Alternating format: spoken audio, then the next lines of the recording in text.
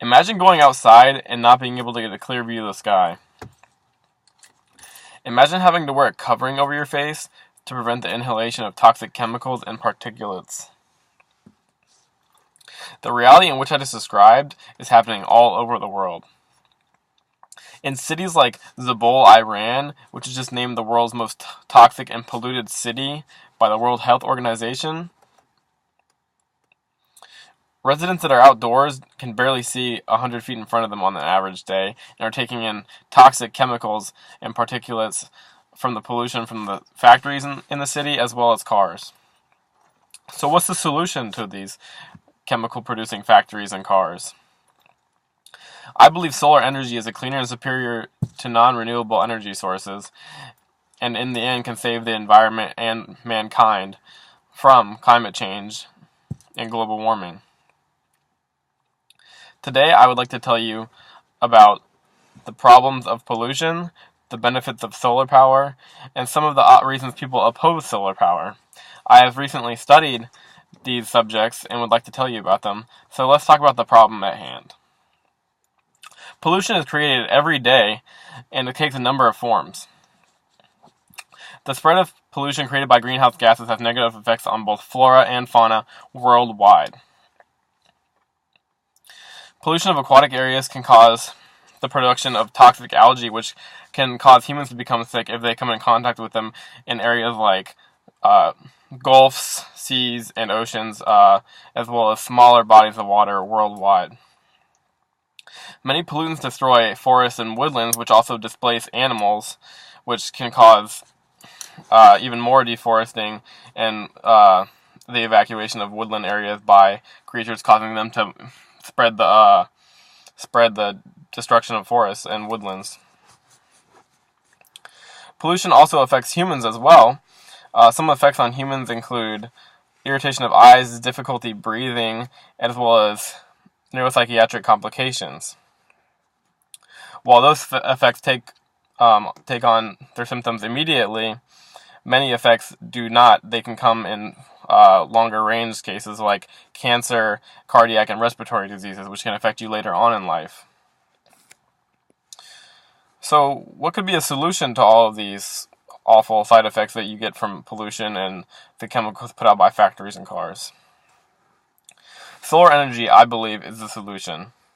It is clean and does not create any disgusting byproducts that can cause problems later on in life or in the current time period.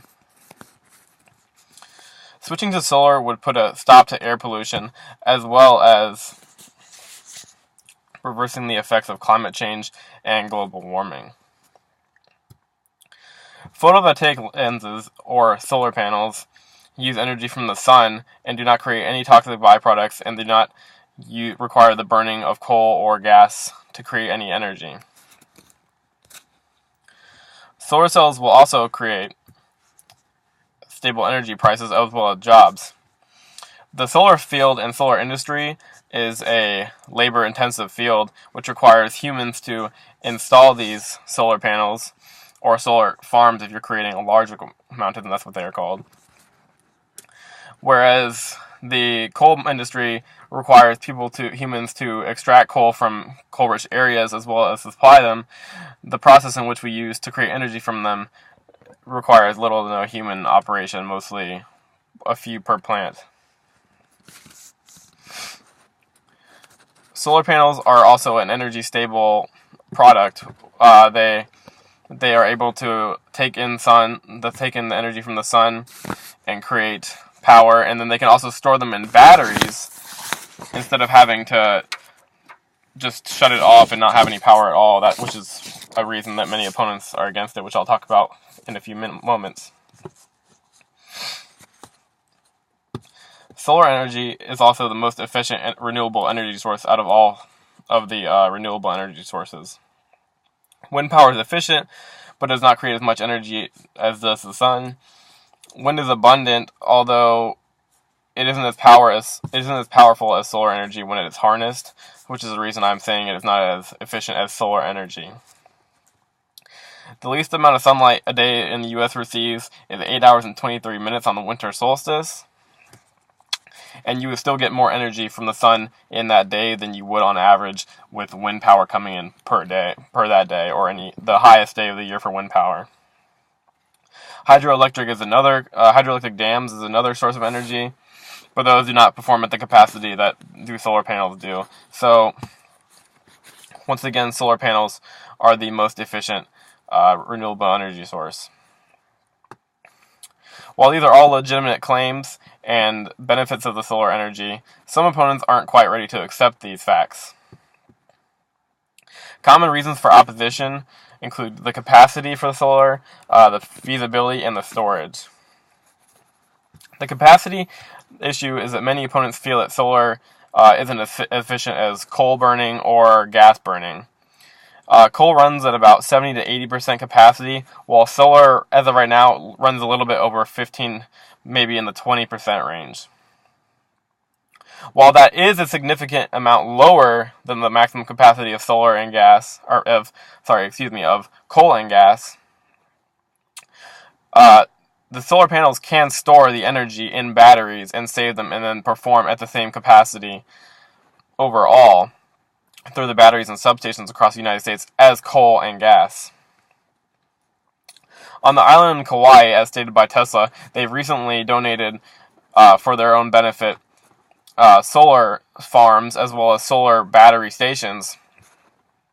And the residents in Kauai get more than 50% of their energy from solar power. During the day, they use the solar power, and at night, they've been using gas or coal that's been imported. But recently, they've been switching over to the batteries, and they've been able to use solar power during the day and at night. Tesla has a solar array on the island, and has connected it to their main power source on Kauai. But that is also a reason that many people are against it, because they're worried that it won't be as efficient as a station or electrical grid using gas or coal as the main power source.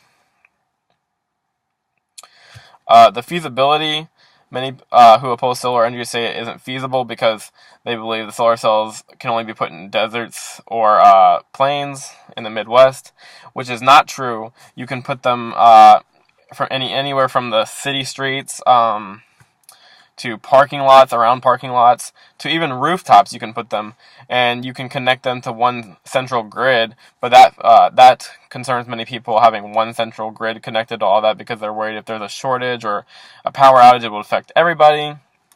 But that's why we implement substations, which connect to even smaller areas that can still provide power if there is a major shutdown. The last one I would like to talk about is storage, the main opposition of storage. Many people aren't on board with just storing their electricity in a battery. They don't trust batteries to be as reliable as the storing of coal as well as gas, even though the batteries, when grouped in mass, can store months' worth of energy just as well as gas or coal can. A problem like, for example, Hawaii, many people are still active in the evening, which, when you're using solar power and storing it at night, you start using it rather quickly.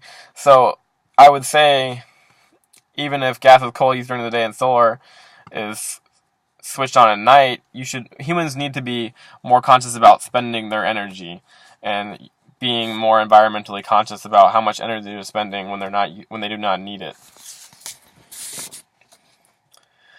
So I'd like to review all that we've covered. We've covered the benefits of solar, the problem of pollution, as well as the main reason for opposition. In conclusion, solar energy is a clean and efficient way to create energy without harmful byproducts. It is a way we can bring energy to places that have no power without creating disease and sickness in those countries that already exist there.